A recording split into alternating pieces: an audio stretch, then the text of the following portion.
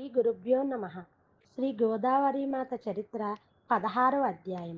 1976 సంవత్సరంలో శ్రీ గోదావరీమాతాజీ సటనాలోను సేగాంలోను యజ్ఞాలు చేయటమే కాక తాము చాలా కాలంగా కాంక్షిస్తుండిన పూరీ జగన్నాథ క్షేత్రయాత్ర కూడా చేశారు. సటానా నాసిక్ జిల్లాలో చిన్న గ్రామం. శ్రీ ఉపాసనీ మహారాజులు ఇక్కడే జన్మించినారు. వారు పుట్టిన చోట శ్రీ కోటిలింగేశ్వర, శ్రీ మారుతి మందిరాలు నిర్మించారు. సమీపంలో ఉన్న అరామానది తటాన బాబావారి పితామహుల సమాధి స్థలంపై దత్తాత్రేయ మందిరం నిర్మించినారు. శ్రీ గోదావరి మాతాజీ కన్యకల సమేతంగా సటానాలో ఆగస్టు 1-5 తేదీల మధ్యన రుద్రయాగం చేశారు. బుల్డానా జిల్లాలో సేగాం ఒక చిన్న గ్రామం. జగద్విఖ్యాత సిద్ధపురుషులు శ్రీ గజానన మహారాజు గారి నివాసం చేత ఆ గ్రామానికి గొప్ప ఖ్యాతి వచ్చింది. వారు 1905వ సంవత్సరం సమాధి చెందినారు. ఇప్పటికీ వారి దేవస్థానానికి లక్షల సంఖ్యలో భక్తులు యాత్ర చేస్తుంటారు. మన గోదావరి మాత పుట్టినది కూడా ఈ పవిత్ర క్షేత్రంలోనే. దేవీ నవరాత్రుల సందర్భంగా శ్రీ గోదావరి మాతాజీ కన్యకల సమేతంగా శ్రీ గజానన మహారాజుల దేవస్థానం వారి కోరిక మేరకు దండీ యజ్ఞం చేసినారు.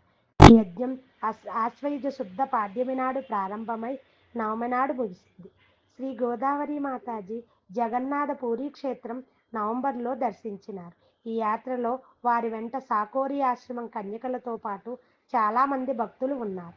శ్రీమతి లీలాతాయి గద్దే, శ్రీమతి చంపాబెన్ నవలాఖి, శ్రీమతి సహస్రబుద్ధే, రూసీ గాంధీ మొదలైన వారంతా తోడుగా వెళ్లారు. బరోడా వాస్తవ్యులు శ్రీ భగూభాయ్ పటేలు ఈ యాత్రను ఏర్పాటు చేసినారు. ఇందుకోసం ఒక ప్రత్యేకమైన లగ్జరీ బస్సును సమస్త సౌకర్యాలను వారే సమకూర్చినారు. అందరూ కలిసి నవంబర్ 11వ నాడు నాగపురం నుండి బయలుదేరి నవంబర్ 27 నాడు తిరిగి వచ్చినారు.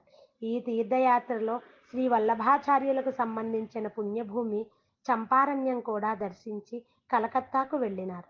అక్కడ కాళీమాత మందిరం, గంగాతటమున ఉన్న బేలూరు మఠం, శ్రీ రామకృష్ణ పరమహంస, శ్రీ శారదామాతల సమాధులు, శ్రీ వివేకానందుల స్మారక మందిరం చూచి చండీఖోల్లో చండీని దర్శించినారు. చండీఖోల్ గొప్ప శక్తిపీఠం. అక్కడ విశ్వనాథానందులు అనే మహా తపస్వి ఉంటున్నారు. చిట్ట చివరన పవిత్ర జగన్నాథ క్షేత్రం, దాని చుట్టుపక్కల ఉన్న పుణ్యస్థలాలు కూడా దర్శించారు. ఈ యాత్రలో ఖర్గపురం పర్యటనం ముఖ్యమైనది. ఇది వంగదేశంలో ఉంటుంది. 70 ఏండ్లకు పూర్వం శ్రీ ఉపాసనీ మహారాజులు ఇక్కడ 10 మాసాలుండిరి. అక్కడ శ్రీ ఉపాసనీ మహారాజు పాటంకముల చేత పవిత్రమైన స్థలాలన్నీ శ్రీ గోదావరి మాతాజీ దర్శించినారు. ఉపాసనీ బాబా వారిని సేవించిన కొందరు వృద్ధ భక్తులను కూడా కలుసుకున్నారు. శ్రీ షిరిడీ సాయిబాబా అనుగ్రహంతో సిద్ధపురుషులైన తరువాత శ్రీ ఉపాసనీ బాబా ఏకాంతవాసం కోరి షిరిడీ నుండి ఇంత దూరం వచ్చి ఖడ్గపురంలో నివసించినారు. ఇక్కడే వారి తొలి లీలలు, విభూతులు లోకానికి ప్రకటితమైనవి. ఉపాసనీ బాబా గొప్ప సిద్ధపురుషులని, మహాతపశక్తి సంపన్నులని తెలిసిపోవటంతో అసంఖ్యాక జనం వారిని దర్శించడానికి ఇక్కడికి వచ్చేవారు. శ్రీ గోదావరి మాతాజీ ఖడ్గపురంలో 3-4 దినాలున్నారు. శ్రీ ఉపాసనీ బాబా వారు నివసించిన భంగీవాడ, హరిజనుడైన బాగు కుటీరం, కేర్ కుటీరం, ఉపాసనీ బాబా నిత్యం కూర్చుండే చోటు మొదలైన ప్రదేశాలన్నీ చూచినారు. ఇవి ఉపాసనీ భక్తులందరికీ యాత్రాస్థలాలు. ముఖ్యంగా ఉపాసనీ బాబా నివసించిన పాకీవాడ దర్శించినప్పటి అనుభవం చాలా గొప్పది. శ్రీ గోదావరి మాతాజీని స్వాగతించటానికి, సన్మానించడానికి అక్కడి భక్తులు ఒక స్వాగత సమితి ఏర్పాటు చేసినారు. ఖర్గపురం నుండి బయలుదేరే ముందు అక్కడి పౌరులు శ్రీ గోదావరి మాతాజీకి సన్మాన పత్రం సమర్పించినారు. అది ఈ విధంగా ఉంది: దేవి, మా ఖర్గపుర నివాసులమైన సాధకులము, భక్తులము, మీ అభిమానులమైన మేము చారిత్రకమైన మీ ఆగమనాన్ని అత్యంత ఆనందోత్సాహాలతో సగౌరవంగా స్వాగతిస్తున్నాం. కరుణాంత కరుణుడైన భగవంతుడు మాకు దివ్యోపదేశం చేయడానికి పంపిన దూతలు మీరు. మా చీకటి జీవితాలలోనికి దివ్య ప్రేమ ప్రకాశపు వెల్లువలు పారింపవచ్చిన మీకు మా స్వాగతం. అజ్ఞానపు అంధకారాలలో కొట్టుమిట్టాడుతున్న మానవాళి బ్రతుకు బాటలో సుజ్ఞాన దీపాలు మీరు వెలిగిస్తున్నారు. డోలాందోళితమవుతున్న ఈ లోకాన్ని చక్కదిద్దే ఆశాపూర్వక సందేశం అందించడానికే మీరు అవతరించిన వారు. ఈనాటి పెక్కు కఠిన సమస్యల పరిష్కారానికే సదా పవిత్రము, స్వయము, సంపూర్ణ పరిణామము అయిన ఆదిశక్తియే మీ దివ్యాత్మ రూపంలో అవతరించినది.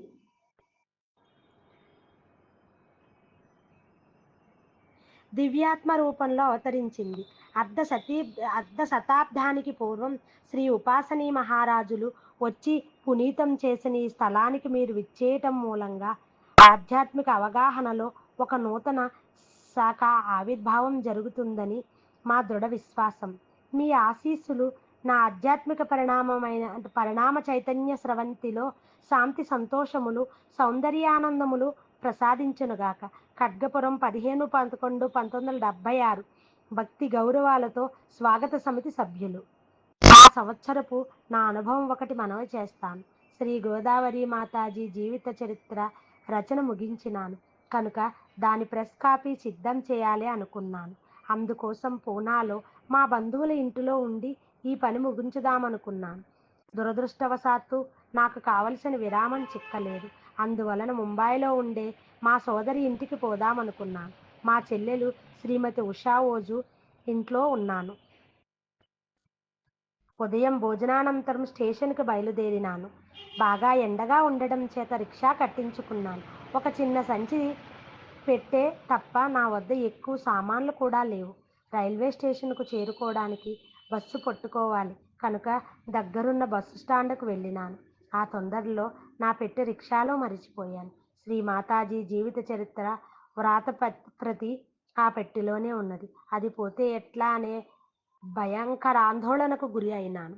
ఆ రిక్షా కోసం వెతికినాను కానీ లాభం లేకపోయింది. నిరాశనంగా ఇంటికి తిరిగి వచ్చినాను. నేను తిరిగి వచ్చినందుకు మా చెల్లెలు ఆశ్చర్యపడినది. జరిగిన కథంతా ఆమెకు చెప్పి వెంటనే సకాల్ దినపత్రిక కార్యాలయానికి వెళ్ళి టెలిఫోన్ నెంబరు సంయుక్తంగా ఒక్క ప్రకటన ఇచ్చినాను. శ్రీ గోదావరి మాతాజీ యందు నాకు సంపూర్ణ విశ్వాసం.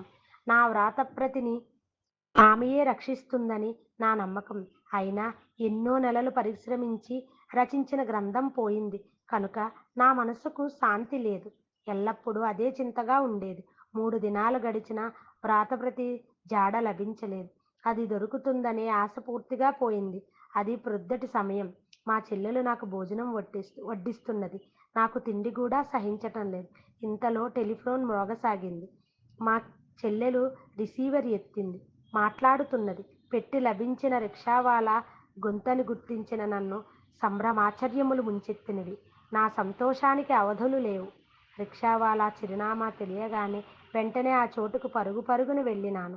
అతని ఇల్లు శుక్రవారపేటలో. అక్కడికి చేరుకోవడానికి అరగంట పట్టింది.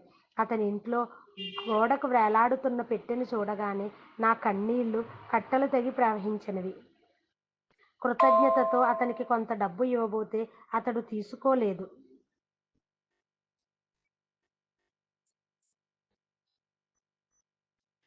సరికదా ఎండలో పడివచ్చినందుకు నాకే అతడు శీతల పానీయం ఇచ్చినాడు. వ్రాతప్రతి డబ్బు సరికదా ఎండలో పడివచ్చినందుకు నాకే అతడు శీతల పానీయం ఇచ్చినాడు. వ్రాతప్రతి డబ్బు ఆ పెట్టెలో గంగా ఉన్నవి. రిక్షావాలాకు కృతజ్ఞతలు చెప్పినాను. నా అమూల్య నిధి అయిన వ్రాతప్రతిని రక్షించిన శ్రీ గోదావరి మాతాజీకి మనస్సులోనే కృతజ్ఞతలు చెప్పుకున్నాను. జగద్రక్షకురాలు క్షేమంకరి అయిన శ్రీ గోదావరి మాతాజీకి జేజేలు. పాఠక మహాశయ, ఈ చరిత్ర పఠనం మీకు సంతోషదాయకం అయినట్లయితే మీరు కూడా దేవతా స్వరూపి అయిన శ్రీ గోదావరి మాతాజీకి కృతజ్ఞతలు అర్పించాలి. ఎందుకంటే అయ్యమ్మ దివ్యశక్తియే దీనిని కాపాడింది. నేను ఆమె చేతిలో